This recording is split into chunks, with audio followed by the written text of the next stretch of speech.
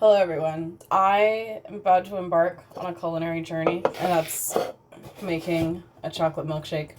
So I'm very excited. I want a little treat. I want something cold and something sweet. So I was like, this is the perfect thing.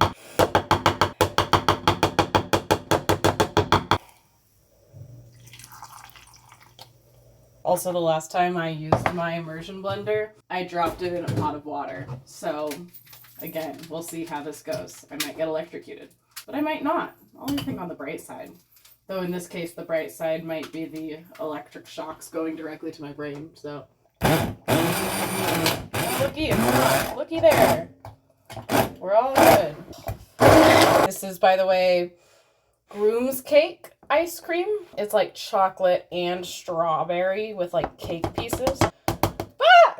I also, at the store, got strawberries. What is a strawberry without some whipped cream?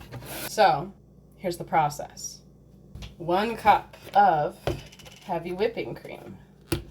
Also, by the way, right now, don't worry, my milkshake is in the freezer, along with a glass that is chilling. We don't want things to get too hot in here. Then, we want to, and I've always been curious about how much a tablespoon of sugar weighs. That is about 12.5 grams, but I need 2 of them. So I need 24.5. I need no. I can't do math right now. My throat hurts. And then half a teaspoon. So we just do a capful. Fun hack, you can actually use a milk frother to make whipped cream.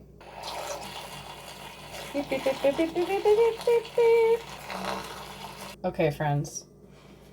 It's officially hashtag time to hashtag roll. I got my chilled glass right here. God, I'm so freaking excited. Okay, and here we go. That's crazy. That's nuts. I'm a genius. Wait. Garnish. And a little divot. Check me out. What? Boom. Like and subscribe.